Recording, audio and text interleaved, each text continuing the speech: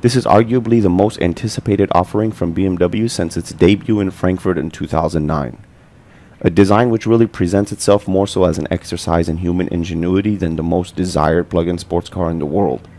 Not including obviously the hypercars 918 P1 LaFerrari, which are the only other cars that offer this combination of energies to provide a sports car experience. I mean, this is really a design for the future.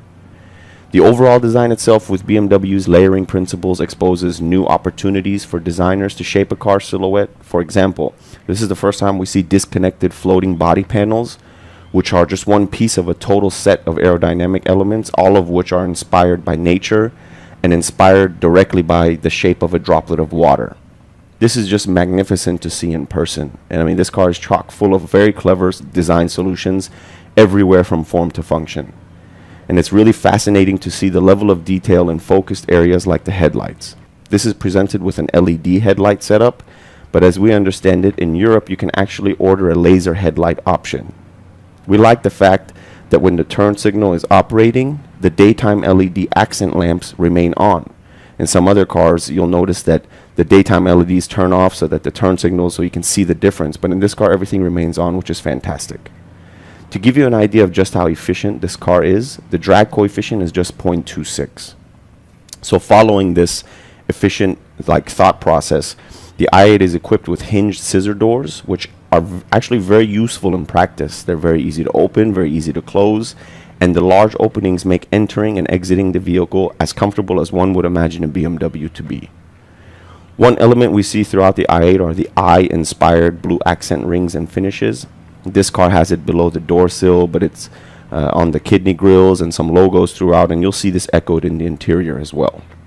The wheels on this example are 20-inch light alloys, and the trim level is Terra World. The wheels are intelligently designed to reduce some of the drag generally found in the wheel wells. So there's 4 trim levels you can choose from in the i8. There's Mega World, Giga World, Terra World, as you see it here, which comes with gorgeous brown leather interior, and the top trim would be Pure Impulse World. So power to the front wheels comes from an electric motor with a 2-speed transmission, and power to the rear wheels is from a 3-cylinder turbocharged gas motor mated to an automatic 6-speed transmission. So the total power, you get 357 horsepower, total torque 420 foot-pounds. And the sound of the gas motor is pretty aggressive for a 3-cylinder, but when you're inside with the augmented sound in the cockpit, that's really when it truly comes to life.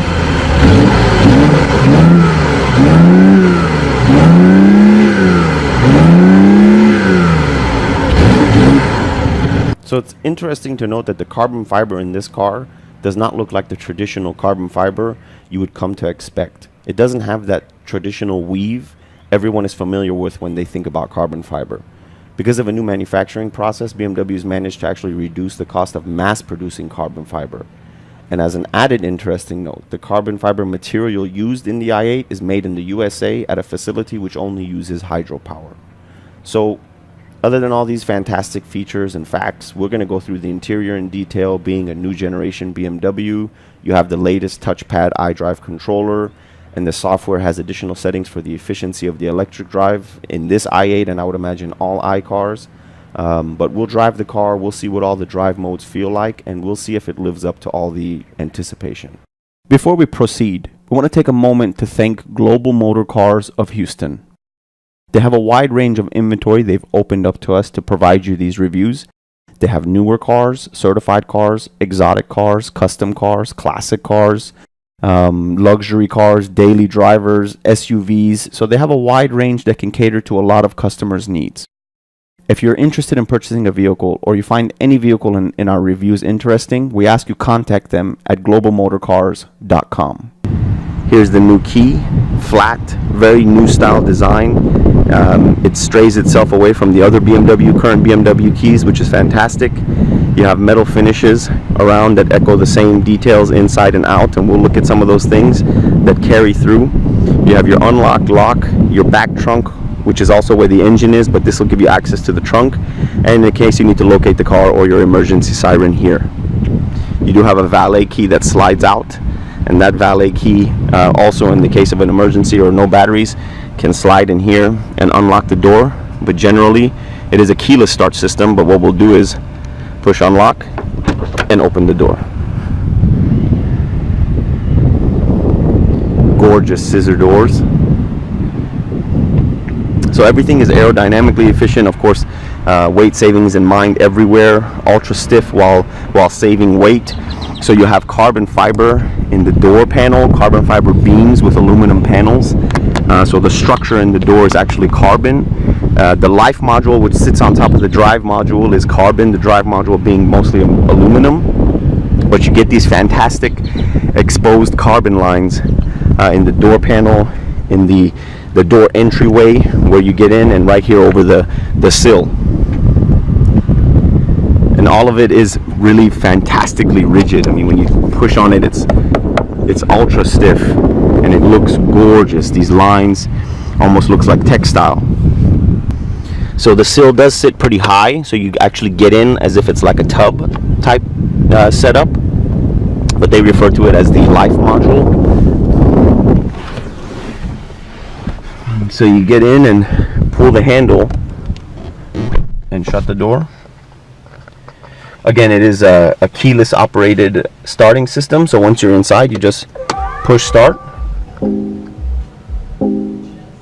And of course, because it's an electric car, it starts automatically in comfort mode. We're going to go through some of the modes with you. There's 4 drive modes, but by default it starts in comfort mode. So you don't get an engine sound on startup. You just get sort of a futuristic whine, electric whistle, so to speak. So following the sort of draped teardrop look of everything in this car, you get the same thing in the mirror, a sort of teardrop sweep up. And through the rear view mirror, you get a good shot of that air channel back there that's made from the body panels. Gorgeous vents, panels, curtains, air to sort of direct the air all over this car. And that sort of futuristic look echoes in the interior with the lines that you see here, of course, with the blue stitching and the blue lines and the details, the blue ring around the BMW. This car is finished in like a dark metallic gray over this gorgeous a brown sort of finish. And the leather in it, consider that most efficient cars, everything inside is eco-friendly material, which is eco-friendly material in this car as well, but they have a sort of hippie-like sensation to them. Even in the Tesla, the seats feel sort of light, sort of, a good way to describe them is like a hippie material. Everything is sort of eco-friendly and you sense it. In this car, you don't, while it is eco-friendly, you don't get that at all. So the joints of the door panel and some other locations above the AC and in the other door panel, there's gorgeous LED lighting to give the cabin a very nice ambiance at night. You do have your door open switch here and your lock and unlock switch right here. Very, very comfortable, very ergonomic to your thumb and your hand. You have your fuel door, which opens up your gas fuel door on the right passenger side rear. You have your mirror functions, your driver window and your passenger window, and the same trunk button that's on the key is here on the door handle, or your armrest. So everything again has that feeling of like a very nice 7 Series leather. So you don't feel like, okay, I'm inside of an eco-friendly car. Obviously the quietness gives you that sensation, and the overall feeling of the car gives you the sensation of a futuristic eco-friendly car, but the interior feels as luxurious as you would anticipate a brand new $130,000 BMW would. So we'll go through some of the drive modes and we'll talk about this instrument cluster. Moving over here to the left, you have your AC vents, which are manually operated with a little tab, centrally located tab, and everything feels really quality. Everything feels really tangible to the touch, so nothing is loose. Everything has a really quality, heavy sensation to it. You have your light switch, your automatic off, your daytime running lamps and full on, and your interior cabin lighting. So you do have some information here at the bottom left that can be cycled through with this BC button. So as I push this BC button, this cycles through. And of course you have your turn signals here on this stock. Functioning your turn signal is pretty easy. Everything is just like other BMWs, so if you're a BMW fan or you have other BMW cars, getting into this car would be really easy to function and start driving right away. You have your cruise control settings here on the left hand side of the steering wheel. And this car is equipped with this, it automatically knows the speed limit where you are, and it'll give you a visual signal of the speed limit here. And there's a visual speed, I'm not sure if it shows in the camera, but there's a visual signal of the speed limit in my windscreen with the heads up display, full color heads up display. You have steering wheel mounted shift paddles, minus and plus. So being that they're steering wheel mounted, they do move with the steering wheel. So if you turn to the left, you now have your switched positions, pluses on the left. You have all of your functions for your radio, your voice command, your phone here on the right, traditional to BMW.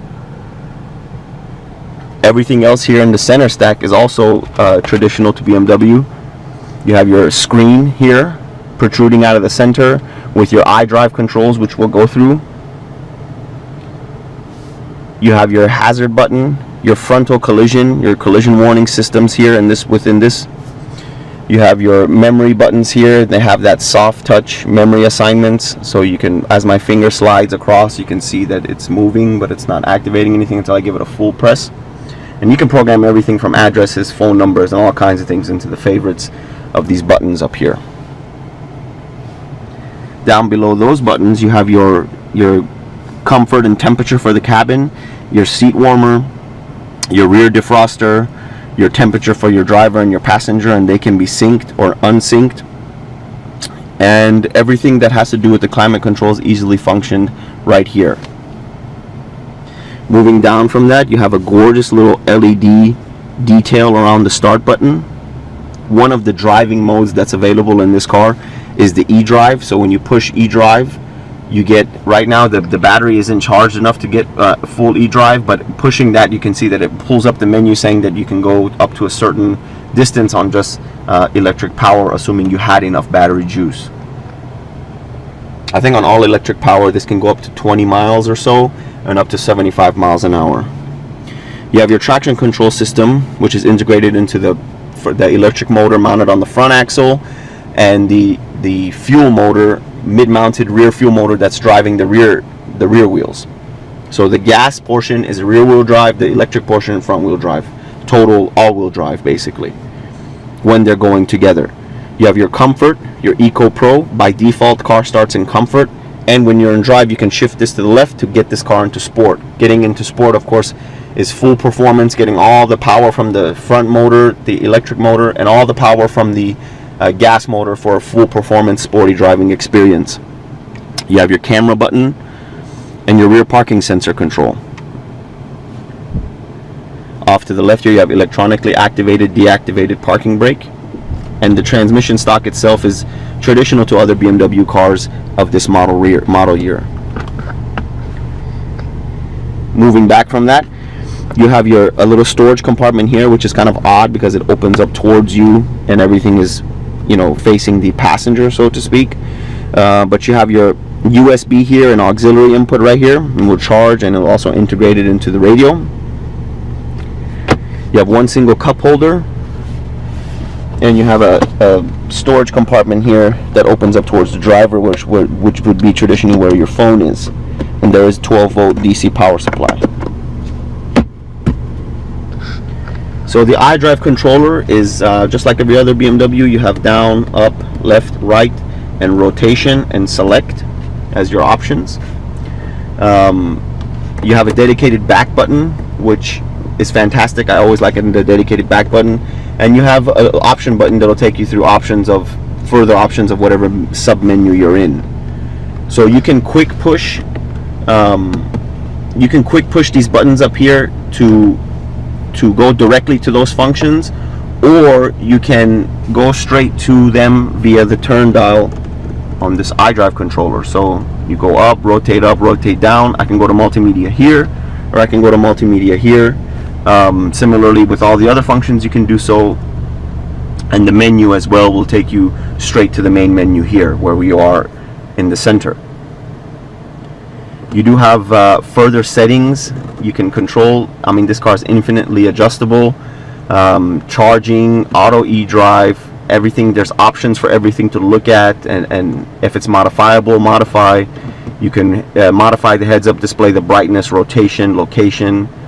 Everything else is pretty much modifiable to the way you like. Your lighting, be it your interior lighting or your exterior lighting, pathway lighting, functions of your doors and your key, how it locks, unlocks, frontal collision warning, profiles that are saved.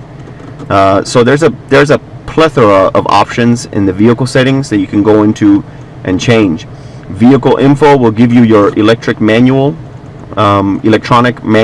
here, so you don't have to go through a hard manual or a paper manual, and you can search by quick reference or pictures or even a keyword. And then everything else, the connected drive is the BMW apps and stuff, and everything else is pretty much self-explanatory. Very fantastic that it's exactly as it would be in any other BMW, so they kept that even in this car very convenient.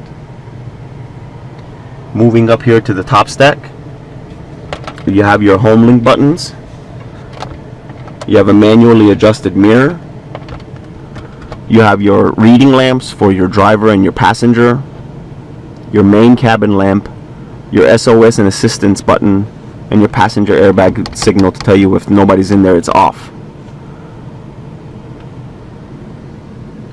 You have your microphone, your Bluetooth microphone up here, and probably any sensor, temperature sensor or anything right here in these grills. The roof does feel very simple. The material feels simple. Everything does feel light. If anywhere in this car feels light and feels eco-friendly, and obviously eco-friendly, it's these sun visors and the roof in general, the feeling of the roof. But I think that's really the only place that it feels like that. You have gorgeous Harman Kardon speaker covers. So let's I'm gonna put the car in drive here. You don't get no signal, the engine doesn't turn on, nothing like that, because it's standard in default and comfort. I can switch this to Eco Pro, which will reduce the amount of power acceleration so that everything is ultimately efficient. The AC compressor goes into Eco Pro mode. Everything goes into Eco Pro mode to gain efficiency and fuel range by reducing everything a little bit but staying safe. I can push the auto e-drive as we did before, but there's not enough battery for it to stay in e-drive. Or I can push my shifting stock to the left as I just did, and it goes straight into sport mode, where you can see in sport mode the power, electric power demanded turns into a regular traditional RPM gauge.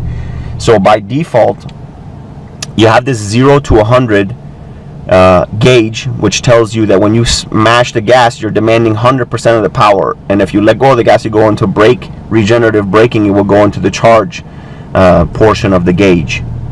But switching it to sport gives you a traditional RPM gauge with a boost monitor, and the center boost being when the electric motor kicks in to give you that additional power.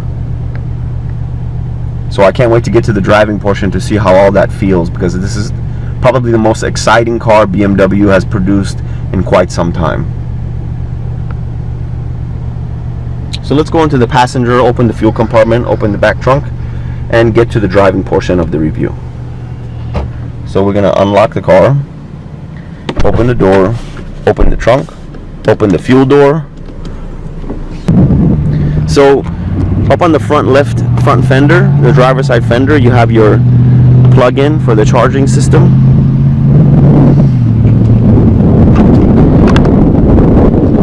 Very convenient.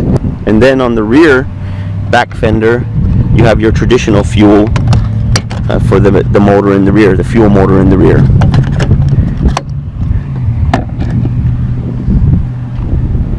As I was saying earlier, when you open this trunk, the motor is in there, right there. So all you get is this sort of trunk space here. You have your plug to charge the car. Let's see what else is in here. Some other for towing, your tow hook, some other storage things. You do have exposed carbon everywhere in the life module that you open. You see exposed carbon, so that's a very gorgeous feature. And you do have ventilation, passive ventilation here. Could be active ventilation for the motor mounted below.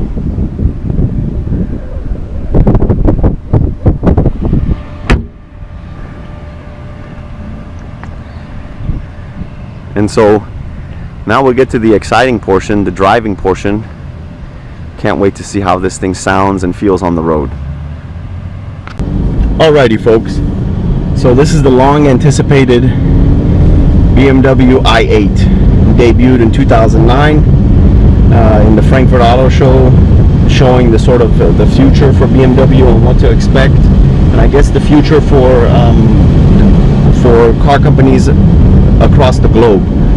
So immediately the sensation I get from the car, I don't get the sensation I'm driving a electric fuel efficient car. It feels quite normal to me.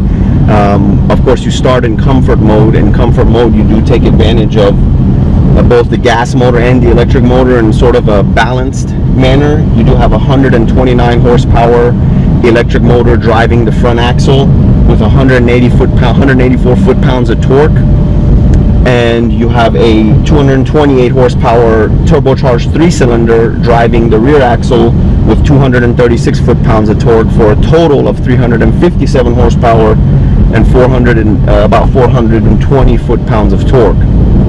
Of course, having an electric motor will compensate for the lag experienced because of the turbo, so you sort of get this continuous torque sensation, and we'll go through that in every mode available in the car,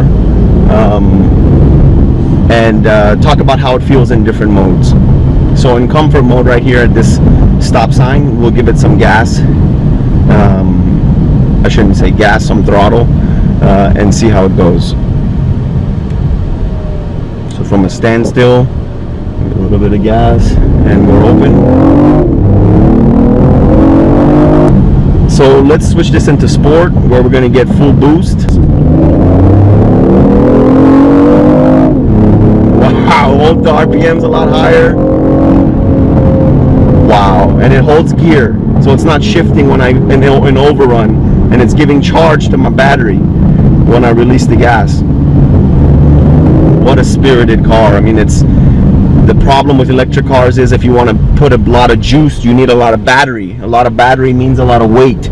So if you have a high performance electric car, generally the idea is it's going to weigh a lot because of the battery requirement. With all of the efficiency, the life module, the drive module being aluminum, life module being carbon, all of these weight savings, the balance of the car is unharmed, and the weight is that of a typical sports car, which is fantastic. The balance, of course, comes from everything being centrally located, centrally mounted, and low CG and low coefficient of drag, with all of the other efficiency, 0.26 in the coefficient of drag, everything lowest CG of any BMW, and of course everything, including the fuel motor, is centrally located down where you would consider the transmission would be, is actually battery power. I mean, it just sounds amazing. For an electric car, or an ultra efficient plug-in car that's supposed to get 100 plus miles to the gallon, oh my god.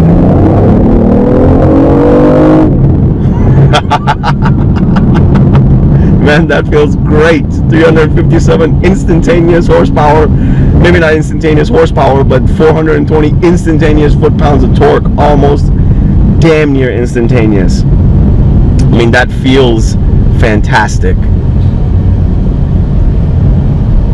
So the whole while that I've been pushing the gas, I should say that the AC has been functioning just fine. Everything else has been functioning just fine. The steering, the power steering feels smooth, feels balanced. The cars, when you're shifting the mass side to side, feels absolutely stable. When you're running up through the gear and the speed, the velocity is picking up. I think this car has 155 mile an hour top speed, but while the car is picking up that speed, it feels absolutely planted. Very well behaved sports car.